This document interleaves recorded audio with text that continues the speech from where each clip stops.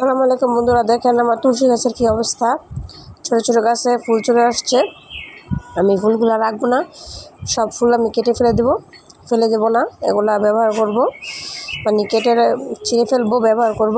কারণ আমি যদি এই ফুলগুলো রাখি তাহলে আমার গাছটা গ্রোথ সুন্দর হবে না, গাছ নষ্ট হয়ে যাবে। এই ফুলে অনেক পুষ্টি খেয়ে ফেলবে, পাতা ছোটো হয়ে যাবে, সবুজ ভাবটা নষ্ট হয়ে যাবে। এই জন্য আমি সবগুলা ফুল কেটে ফেলছি। এগুলো আমি চা খেয়ে ফেলবো, ব্যবহার করব। গুণ আছে এগুলার। আপনি যদি তুলসী পাতা বেটে হলুদের সাথে মুখে দেন তাহলে আপনার মুখের কালো দাগ রোগটা সব চলে যাবে। মাথায় যদি অনেক উকুন থাকে সেক্ষেত্রে মেহেদির সাথে দিতে পারেন, তাহলে উকুন চলে যাবে।